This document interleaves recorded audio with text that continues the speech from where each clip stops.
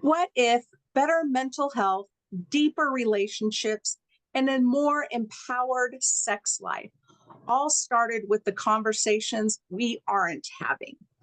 Today, we're diving in, no shame, no fluff, with psychotherapist and unapologetic truth teller, Rachel Wright. Welcome to the Happiness on Tap podcast, where we bring you inspiring stories and practical insights for a happier, more fulfilling life. Your go to podcast for uplifting conversations, stir the heart, and ignite the spirit. I'm your host, Leann, and today I'm thrilled to welcome someone who's been shaking up the way we talk about relationships, mental health, and yes, sex. Rachel Wright is a licensed psychotherapist, nationally recognized speaker, educator, and powerhouse behind the Right Conversations podcast. With a master's in clinical psychology and thousands of hours working with individuals and couples, Rachel is on a mission to replace shame with self-awareness and confusion with clarity, helping people live happier, healthier lives through radical honesty and deep connection. Whether she's coaching, speaking on stage, or unpacking tough topics with humor and compassion, Rachel brings a freshly modern and deeply human take to everything from trauma recovery to threesomes. You've seen her in the New York Times, Women's Health, and Cosmo, and today she is here with us. Rachel, welcome to the show. It is so amazing to have you here with me today. Oh, Leann, thank you. Also, hearing that intro makes me so uncomfortable and so happy. It's like it was the weirdest. I was like, "Oh, she's talking about me. Oh, that's so nice. Oh God, that's ah." It's so interesting to hear ourselves and some of the things we've done reflected back to us.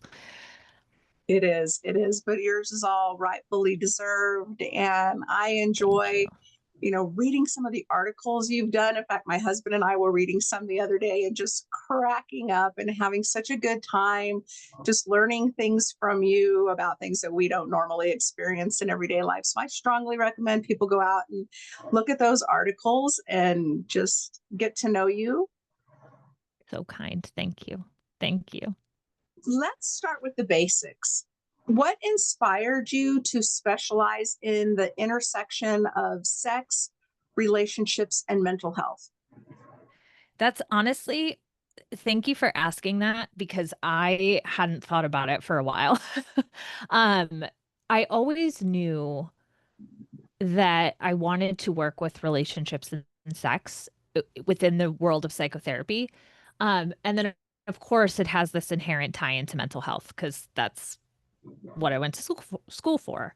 Um, and as I, started in private practice, I worked at some clinics, I started working with people.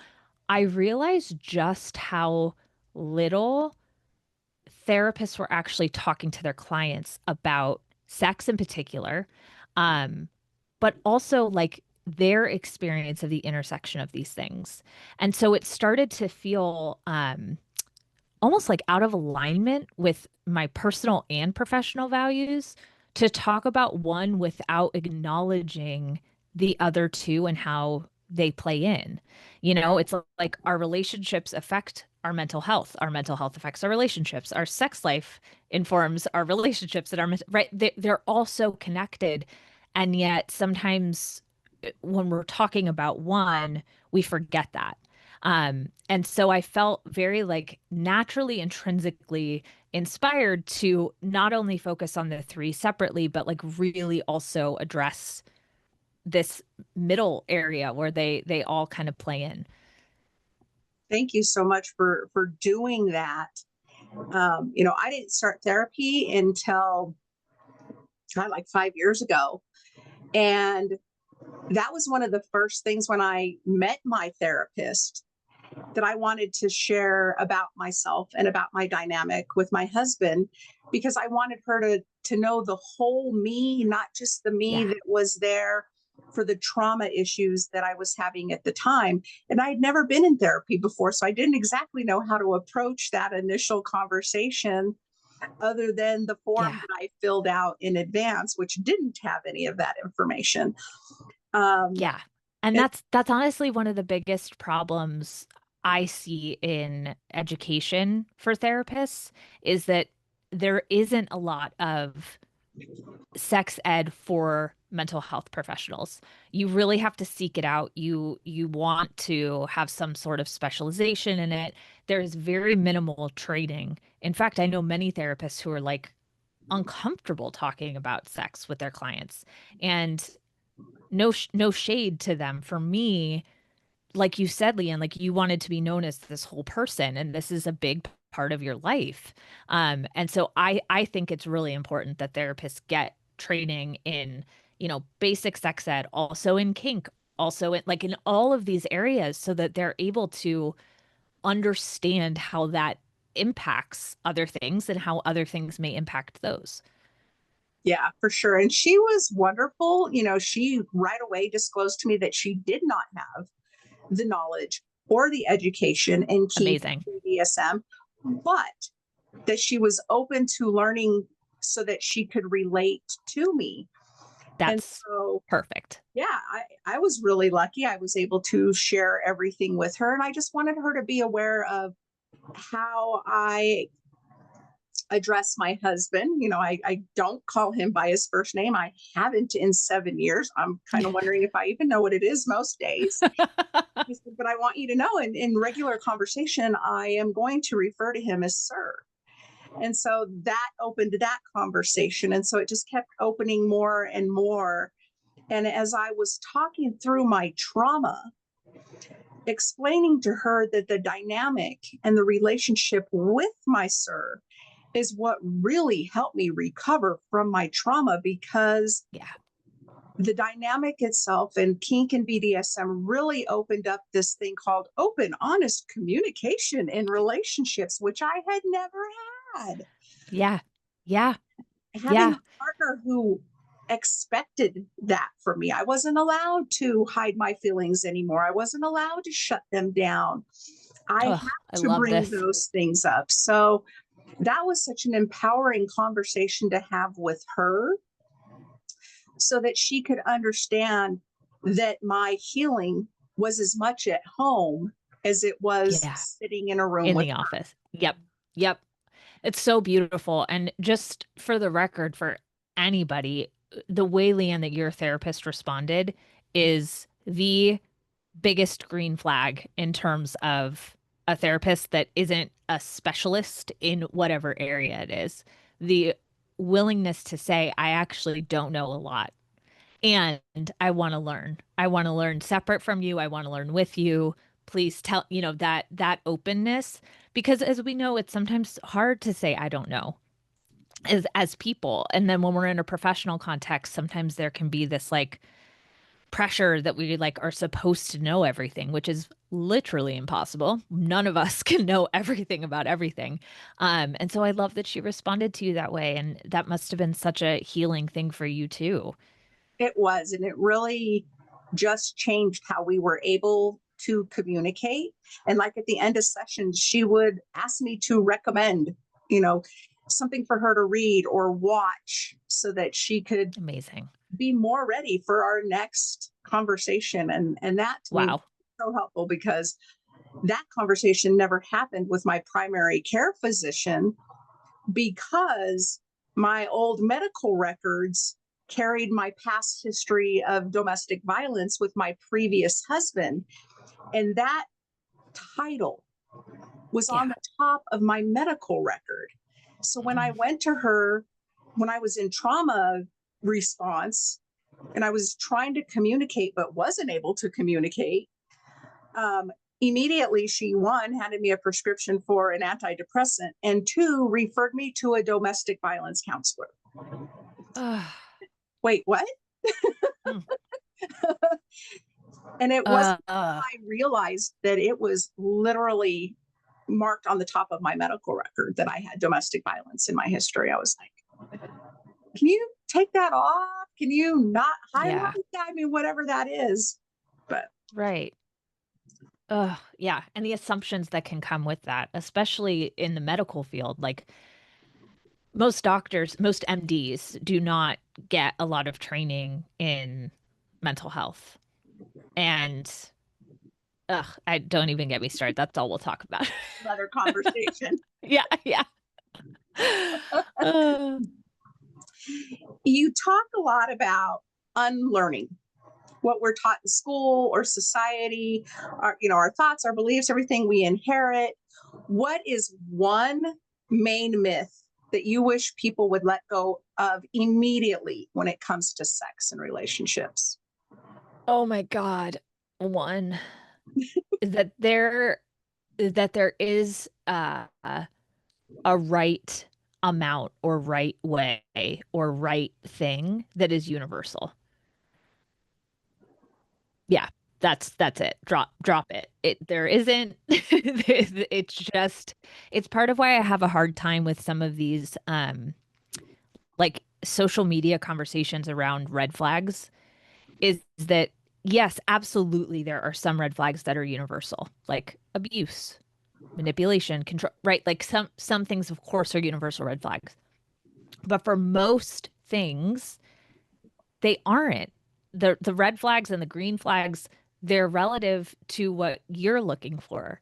And so there's not one normal way to have sex. There's not a frequency that is the amount that happy couples have sex. Like that just doesn't exist. And so when we can leave that behind and really ask ourselves, what do I want? And then also allow that answer to change in different seasons of life, that's makes a world of difference. Yeah, no right or only one way. Yes.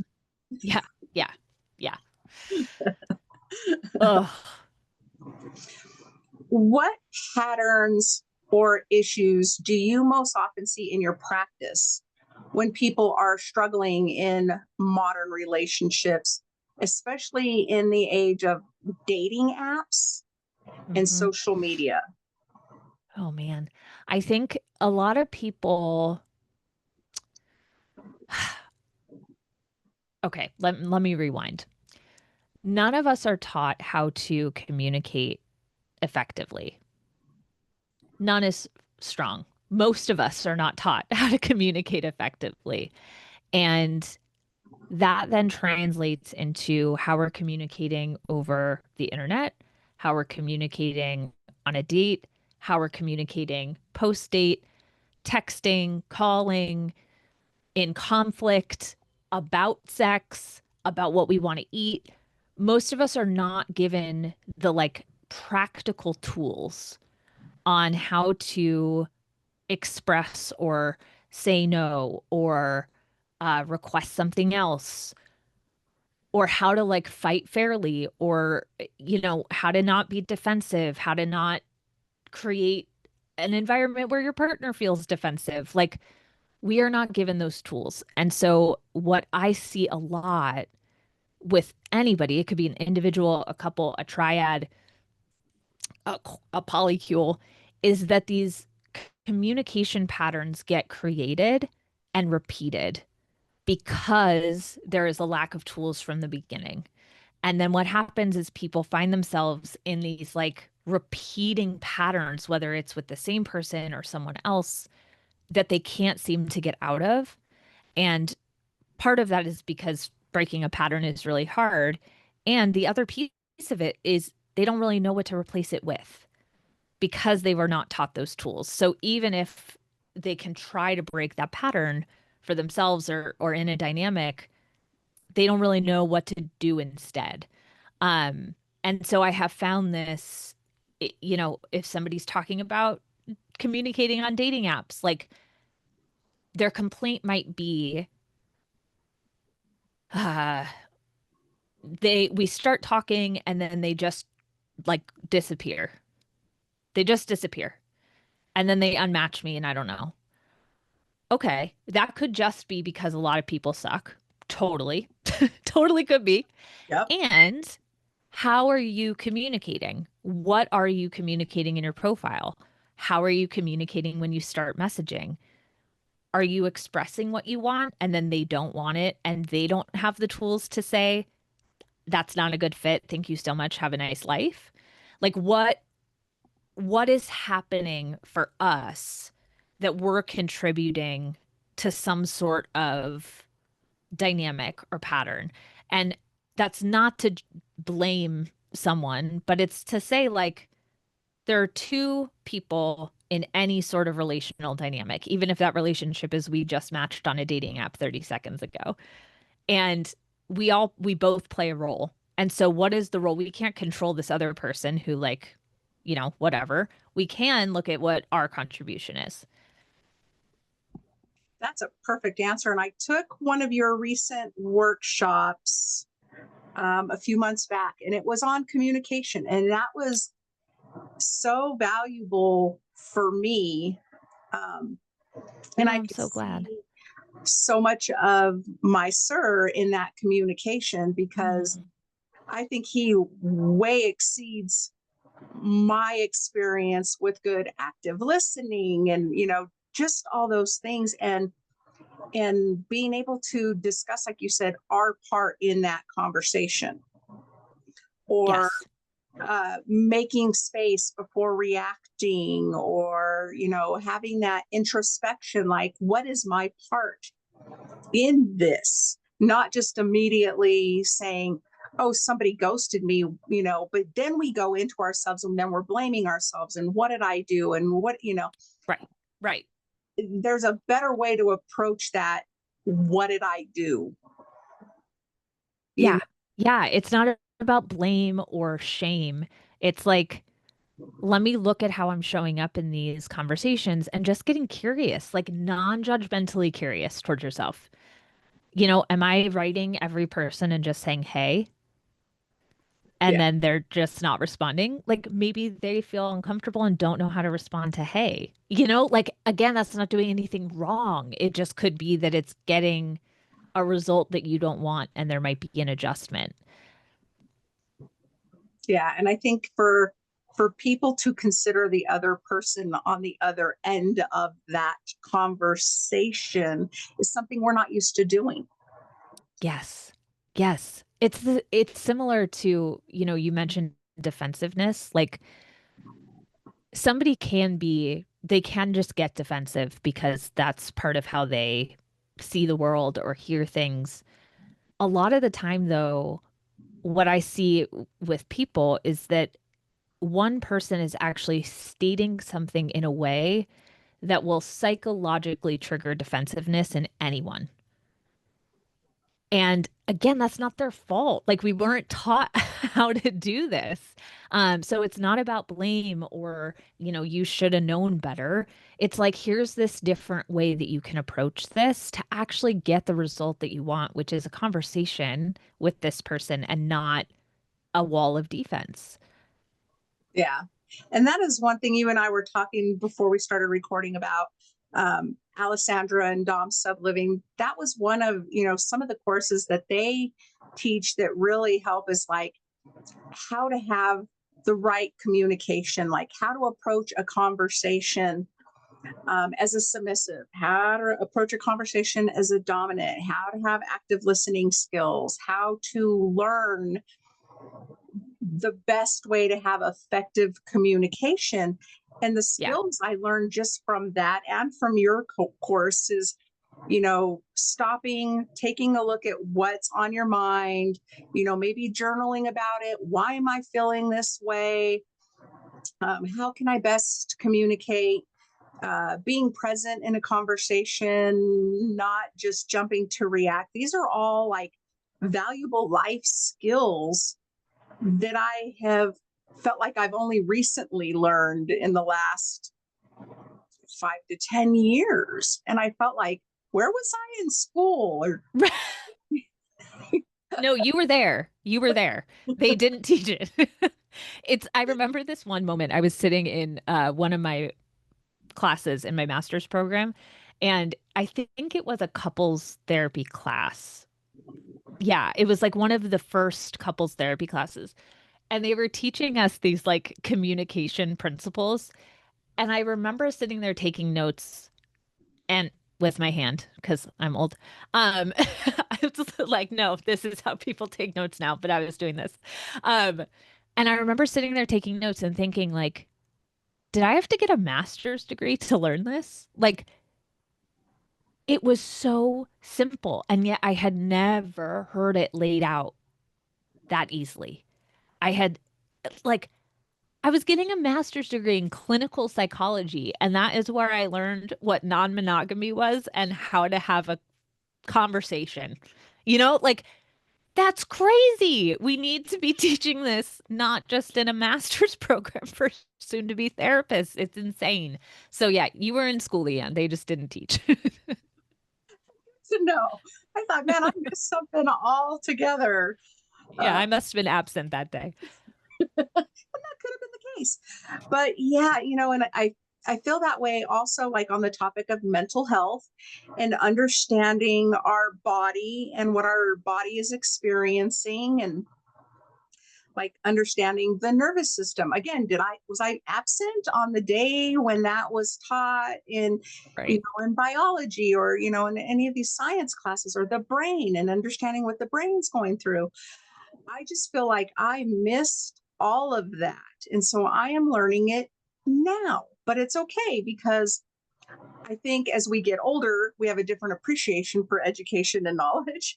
Yeah. For one, Yeah, for sure. I'm, much more hungry for it than I was in high school. In high school, I was, much more in tune with boys and everything else that was going on. Um, Yeah. I mean, same. Although I think that if I had a class on sex, relationships, and mental health when I was in high school, I probably would have been thrilled to be there. yeah, That would have been like the only class I wanted to go to. all day, every day. Yeah, Yes, exactly. so Exactly. much to Why do I have learn. to learn about leaves and the bio? Like, I knew I didn't want to go, I don't even, botanist. Yeah, I didn't want to be a botanist. Like, I knew that. I didn't need 2 years of bio. What I do love about that is when I first started having a lot of trauma triggers, was working with an herbalist. So then Mm, I was thankful for her education and knowledge, because I learned things about how to calm my nervous system. So, I appreciate yeah. all the different specialties out there. And that's another reason why I love having a podcast, because I get to bring all these people on, and I get one-on-one time to learn, and I get to Yeah. share their knowledge, their experience, and their life story with a greater audience than just our local communities. And if I Yeah. can help one person gain a little bit of knowledge that we didn't have, then I'm thrilled to be here, and I'm thrilled for the time and conversations with the person I'm sitting with. Yeah. It's so important. And I'm so grateful for people like you who are doing this because it really, like you're saying, it only takes one person to hear something that they needed to hear or learn something that they needed to learn to like have them go down a whole new path of understanding. It's interesting too, you bring up the nervous system. And while I learned about the nervous system from like a psychopharmacology perspective and a how it relates to mental illness, I never learned somatic skills at any point in my training to become a psychotherapist. Mhm.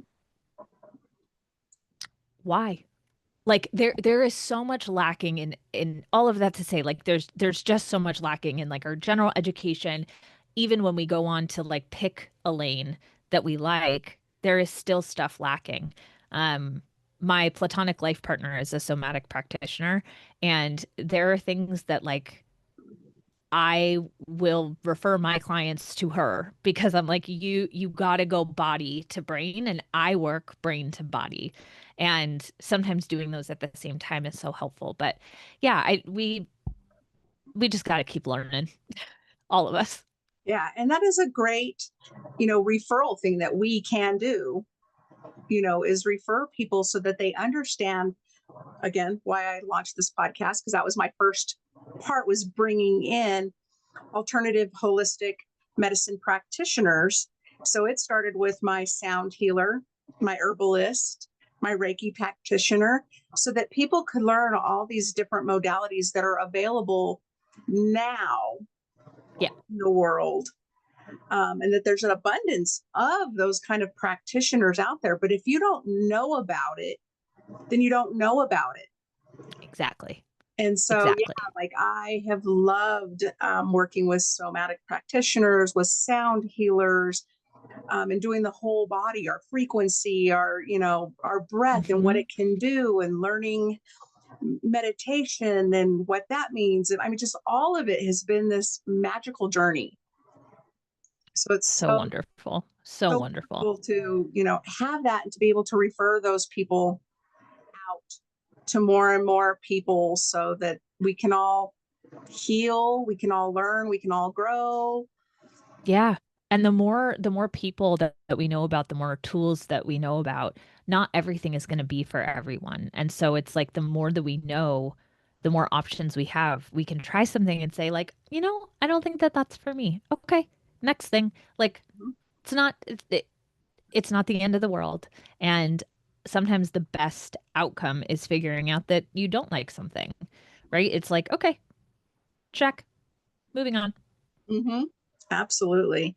You were talking earlier about the lack of the connection between pleasure, relationships, sex, and mental health.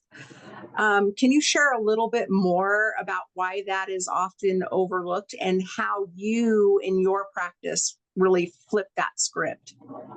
Yeah, I think that it's interesting. It comes back to education. Um, clinical psychology, which is the most common, uh, it's not really called a major, but I guess degree type for therapists, or, it could be something like a master's in social work or counseling psychology, all of these different types that can kind of lead to a similar destination. Um, the focus is not just mental health, but mental illness. We work as we're not medical professionals in the sense that we're not MDs, but we are in the sense that, to diagnose somebody, we use the DSM. Right now, it's the DSM-5 TR. And that is created mostly by psychiatrists. So it's still within the medical model. And so the way that, diagnosis and treatment is taught still is through this medical model lens. And it's not it's not necessarily this zoomed out holistic view of somebody. Now, we do get taught how to like do what's called a biopsychosocial assessment. And so we look at different factors that are going on, but it's not typically so zoomed out. And a lot of people wind up with training where like the goal is the diagnosis. And then, okay, now we make our treatment plan for that diagnosis. And so I think that sometimes people can get really like tunnel vision on what it is. So, like, oh, okay, we figured out you have generalized anxiety disorder. Great. Here is the treatment plan for generalized anxiety disorder. Instead of taking a step back and saying, okay, so you match the criteria for generalized anxiety disorder. Now, let's look at these different pieces of your life where that manifests, where uh could be contributing to this anxiety, like both the out and the in of these areas and how it relates to that. And also the idea that like we can be in distress and something can be not feeling great without it being a mental illness. We can have anxiety without an anxiety disorder. We can feel low without having major depression. We can feel really wonderful one day and really low the next day. That does not mean we have bipolar disorder, right? Like, not everything has to be a diagnosis for it to be valid and real and happening. And no matter whether it's a diagnosis or not, these other areas are going to contribute to it. and be affected by it. And so for me, that overlap and that in and out is mostly focused on sex and relationships. Sometimes I'll, go outside. For other practitioners, it'll be something else, and that's their area of specialty.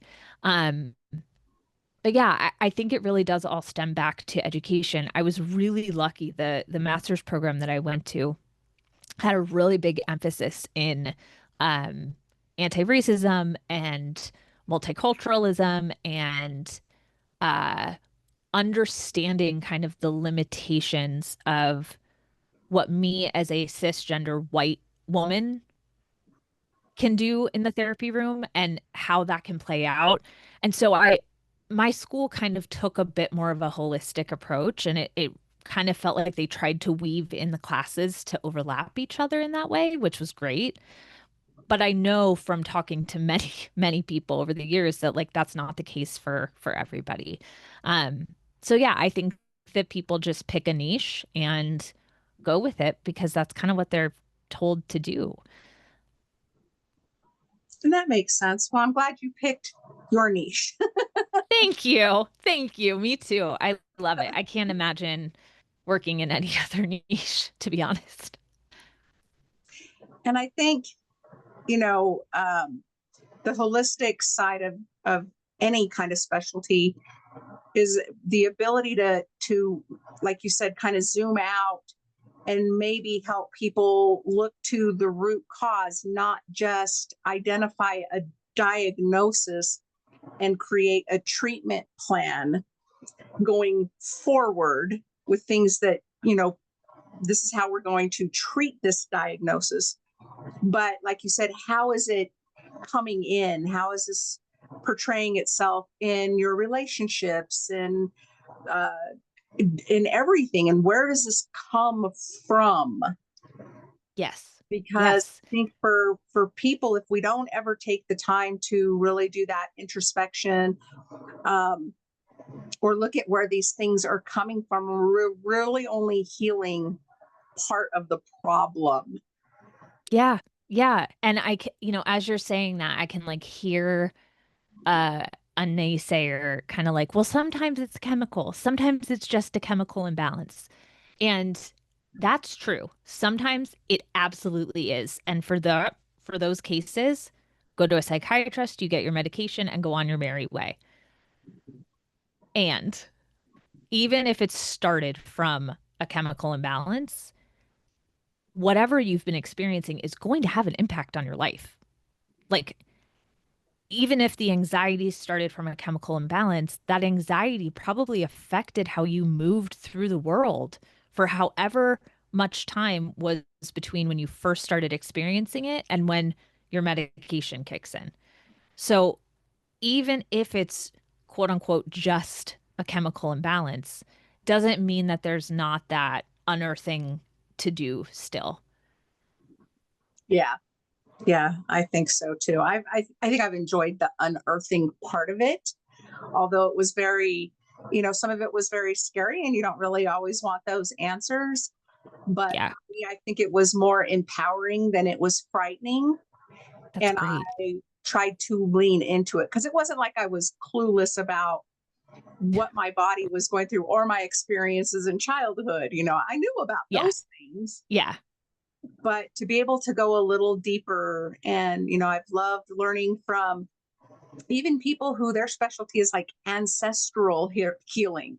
It's not just yeah, what my mother, the lifestyle she had growing up, her grandmother, it's really tracing that lineage back to understand why we are the way we are is is yes, is good information, whether it's bad information or not. It's still good yeah, knowledge to have, that necessarily isn't answered through a DNA screening, genealogy right, report. right. And I love your attitude towards it because I think that that really impacts how we receive and integrate information. If we have this kind of like, oh, I don't want to figure it out. I don't want to know. I don't want there's this wall up, and I love I can feel your openness to like, no, let's dig around. Let's go. Yeah.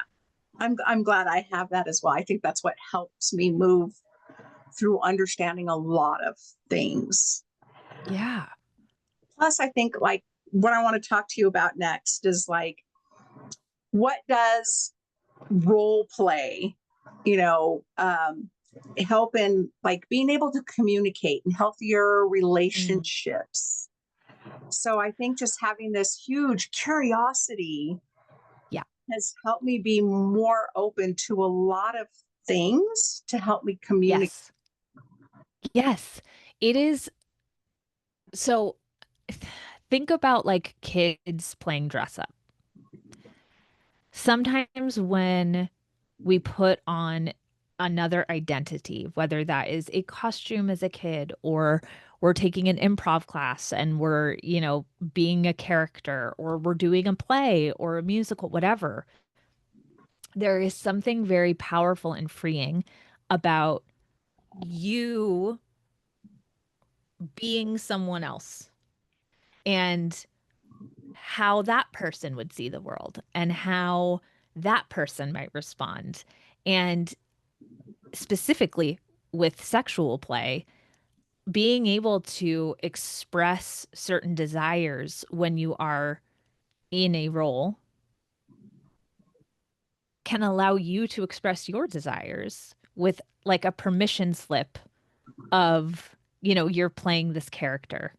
Um, And I think that, obviously this is different for somebody who maybe is just starting out versus someone who is very, very experienced with role play. They're going to get different things from it. But I think it gives us space to be a little bit messier, to uh, be a little different than maybe how we perceive ourselves to be. And sometimes we then find that we like that element of this like character we were playing, or maybe that element wasn't just about the character. Maybe that actually allowed an element of ourselves to come out. Um, yeah, I mean, the older we get, like the more adult we get, the harder it is to just play. And it's one of the things I love about sex and like healthy, fun, creative sex is that it's play. Like it's play. And it's so good for our brains, for our bodies, for our relationships to like just let ourselves kind of go out there and explore. And role play kind of gives us the ability to do that while still in like a framework, which we all know like creativity thrives in a container, like with guidelines. Um, and so I think it gives that and it allows people to explore in a safe way. Yeah. And I love, walking people and reminding them about how much fun it was being a kid, because we've really, we've grown up and we're so busy raising our kids and watching them play. And while we may be taking time to see the world through their eyes, just remembering the fun of that. And even like, a long term Yeah. relationship, going out on a date, and pretending you're two different people meeting for the first time in a Yeah. bar, and where that conversation can go. And even, remembering like what it was like when you first started dating, that Mm. fun and curious side and the spark, and like Mm. what happened to that. I remember when we used to do this when we were first Yeah. dating, and now, Yeah. you know here we are. Yeah. Let's go back to some of that. Let's experience that fun and that excitement and that curiosity. Well, and Leanne, that actually makes me think of something that I think could be helpful for folks is that the chemicals that help us get together with somebody and have that spark at the beginning are not the same brain chemicals that actually help us stay in a long-term relationship. And so it's not just that like, oh, I've seen this person, I don't know, throwing up, snoring, drooling, whatever, and now the spark is gone. It's like literally the things in our brains that help us stay with someone for a long time are not the same chemicals as the attraction. And so doing something like a role play actually reignites the first chemicals. And so it's not just the novelty or, you know, playing. It's like literally physiologically your body, you can kind of trick it into getting some of those first time chemicals back. And that's so fun. Oh, thank you for bringing that up. I hadn't thought about it that way. So thanks for bringing that up and Yeah. sharing that with people, because yeah, it definitely changes hormonally. I just everything when you can do that. And yeah, oh, thank you. Yeah, absolutely. I know you've done a lot of workshops that kind of blend education and entertainment. What is the power of mixing that play with healing and learning? Mm. I don't know about you, but if I went into a classroom and saw a pretty boring professor just babbling on and on and on, I'm going to be A, very bored.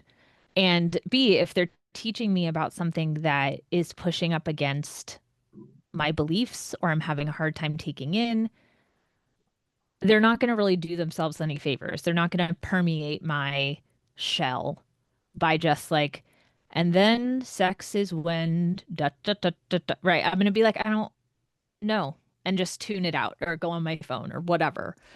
And so I really try to be how I would be one on one in a conversation with someone at a bar when I'm teaching in a giant space or speaking. Um, I think that it helps lower people's fear. It helps remind them that while I am an expert in this area, I'm just another person. Like, and I'm not an expert in every area at all. I promise. Um, I think it just reminds them that, like, hey, we're all humans. And I curse and I tell personal stories. And I think that it takes people off guard sometimes because it's not what they expect from a therapist. I do think that that's changing. I think there are more therapists out there that are moving this way. Um, but yeah, it helps people remember like I'm a human. We're all humans, and I'm not trying to lecture you. Like that's not what this is. This is a co-learning experience. And I'm here to share this sliver of expertise with you, but we're both humans moving through the world. So let's have some fun. Oh, I love that. I love that. Um, I met a lady also through Dom Sub Living who found me. Um, I think it was like the first one of the first kink bundles, or it might have Oh, been cool. first summits. But she had reached out to me. She had attended it. Um, her name is Nikki Rome. She is a romance author, and Cool. she decided that she was really struggling with portraying kink and BDSM in the books that she was writing, and really wanted to make sure that she was accurately representing it. Because 50 Shades of Grey had just come out. She had her own experiences with kink and BDSM, but she just really wanted to be that role to accurately display it in her writing. So 3 years ago, she created a conference called Smut Lovers, which is in Orlando, Florida. I love it. What she does is she brings together authors, readers, and educators. So at the conference, you'll have the authors who are there for their book signing and they're there to get education. You'll have the readers who come because they want to learn more about these crazy things that they're reading about in their smutty romance books. And then you'll have the educators who are up on stage actually teaching it. So she has a whole weekend of bringing in educators from the local dungeon, and she'll have them on So cool. and they'll do rope scenes and wax scenes and fire play. And this year she's actually having multiple presenters that are doing power exchange. And Incredible. so I think, I was just so honored to learn that she went that extra step to provide that education in a way Yeah. to really help everyone experience it. And then she has like part of the night, which is like you can go up and you can talk to the presenters and you can touch their toys and you can ask questions and you can ask what it feels like and really understand. So I love that you as an educator, also just want to be that real experience. I am a real human being here to Mhm. have a conversation with you, not only to educate you, but like you said, a co learning experience. Yeah. That's so beautiful what she's doing. I love that. You'll have to check her out because she Yeah. likes to bring in a lot of vendors who are there. She'll have people who have their own podcast guests. I know you're familiar with, I want to say Think Kink, and I know that it's not Pink Kink. Pink Kink? Is that, yeah, what's her name? Uh, Yeah. I'm blanking. yeah, she's Sorry. another podcast host. Yeah. Does, but anyway, yeah, the way that she approaches it, and I've heard from my clients who have actually attended her conferences, just the amount of knowledge and experience that they got to do. She even has like a dungeon night where she takes them to the woodshed in Orlando, and so that So they get cool. that first time experience without the fear. Mhm. Mhm.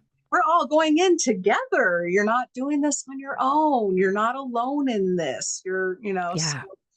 I just love the different ways that educators are helping to bring so much more into mainstream therapy, psychotherapy, medicine, Yeah. Yeah.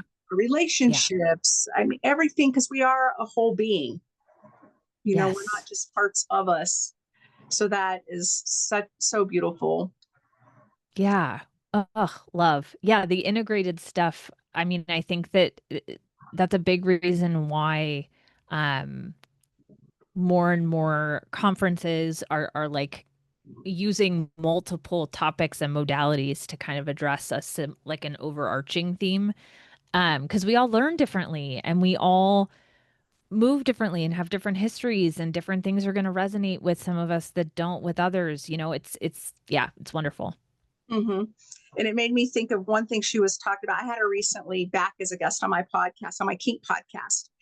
And she was saying that, many partners who aren't familiar with kink and BDSM or what she's doing in her conferences, that they'll be like, well, I don't really, what are you doing at this conference?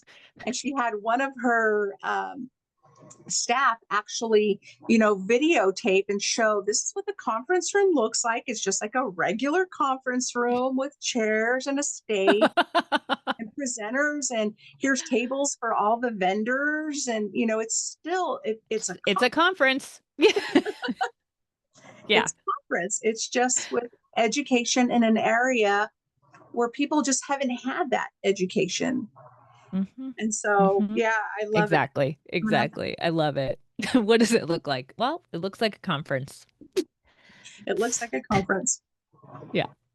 Uh, For listeners who want to feel more empowered in their relationships, in their sex lives, in their mental health journey, what are some mindset shifts or practices that you would recommend with somebody who's kind of starting today?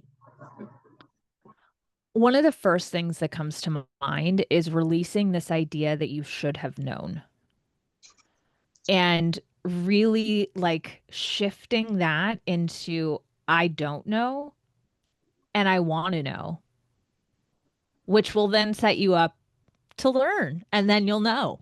But I think that what we can get stuck in, I should have known that. And the shame that can come with that, or the just like self bleh that comes with that keeps us stuck. instead of really having that courage to say, like, I don't know that. And then asking yourself, do I want to?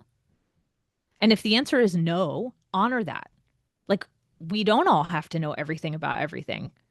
Oh, I should have known that this seasoning goes in this dish and not in that dish. No, I didn't learn it. Do I want to learn it? No, not really for me, right? And that in itself is empowering to then ask yourself, like, do I want to know this? Oh, I do. Okay, great. Let me go take steps to do that. Um, I think that that's a huge, huge, huge, huge one. Um, on a similar token, but more external, is your partner, no matter how long you've been with them, is not going to be able to read your mind. And waiting for the day that that will happen, yeah, it's just going to lead to a bunch of resentment and disappointment. Um, it does, they can get to know you. They can be super intuitive, super aware of your body language. But at the end of the day, we are responsible for saying how we're feeling, asking for what we need, setting boundaries. We cannot rely on anybody else in our lives, like picking up on that. Those were both absolutely perfect. Thanks. The releasing what we should have known was the early part of our conversation, Hmm. um, because that can derail us. And knowing that our partner is not a mind reader was something that, again, I didn't know until coming into this dynamic and having a partner who is very intuitive, can definitely read my body language, my mood. Um, but as part of the dynamic, knowing that it is my responsibility to communicate when I'm not Yes. communicating. And we have a formal agreement in our relationship that I am not allowed to do that anymore. I am not allowed to keep those feelings bottled up. It is my responsibility, and it is expected in our dynamic that I have to communicate those wants, those needs, those desires. Um, Oh, makes me want to cry, Leanne. I'm so happy for you. Oh God. it is just amazing. Like, I didn't know this could exist in a Yeah. relationship. Yeah. And so that's what empowers me as a coach to, bring this to people's attention. So, it is on all of my coaching sites that I do, both, relationship coaching with couples and individuals. But on that same scale, we are going to discuss other relationship ideas and, better ways to communicate. And that is one of literally, like, I just had this conversation 2 days ago with a new kink client. You both have to realize that neither of you are mind readers, and you have to communicate if something is, if you think, well, he should have known or she should have known, no matter how Yep. long you've been together. That is, Yes. like you said, that leads to really quick resentment. Yep. Which is so unfair. It's so unfair because like that's not on them, like, and that's different than like my partner doesn't pay attention to me, or um I have asked for this thing 50 times and it's not happening. That's not being a mind reader. That's just not listening, right? Like it's the your partner's not a mind reader is not like an excuse for if there's something else going on. Um, but yeah, I love Leanne what you're saying about like having it being a part of dynamic. I think that that's one of many examples of how different dynamics, different structures, different types of things placed into relationships, just to keep it broad, can help us in areas that I don't think a lot of people realize, right? Like people hear kink or BDSM, and I'm sure their first thought isn't like, I will be more comfortable with my emotions and expressing them to my partner. But like yeah, like that's a huge piece of it. And feeling more courageous to like be assertive and kind. It really, I love it. Thank you for sharing that. Thank you. Yeah, I found my voice in Yep. in BDSM, a voice I never had growing up. Growing up So beautiful. being seen and not heard, not wanting to say something to avoid a fight, being that people pleaser. Yeah. So having a relationship where that is the cornerstone, communication, communication, communication. It's like, Mm-hmm. oh, this is so Mm-hmm. beautiful. And to know that somebody wants to hear what's on my mind. Yes. And is actively seeking that and wants that and are setting up agreements in which that is required. Yeah, beautiful. Yeah, Love it's it. amazing. Love it. Love it. Rachel, your work is truly inspiring. How can people connect with you and learn more about your services? And I will make sure to include all the good stuff in the show notes. Yeah, thank you. Two best places. My website is Rachel Wright NYC, like my name in New York City, .com, and Instagram. It's my primary social channel, and I am posting. I've challenged myself for the rest of this year to post every single day. So I'm posting an educational reel or post or carousel every single day. So if you're interested in learning more about sex, mental health, relationships, their intersections, sometimes kink stuff, sometimes non-monogamy stuff, sometimes just like very generic mental health stuff, check me out. The handle is the right_Rachel. Got it. I will make sure and include that. Do you have any upcoming workshops or anything you want to talk about? Not right now, not right now, but come get on my email list on my website and follow me on Instagram, and then you'll know if one is going to come up. Yeah. I enjoy being on your email list and seeing Thank different you. things all the time. So that's very helpful.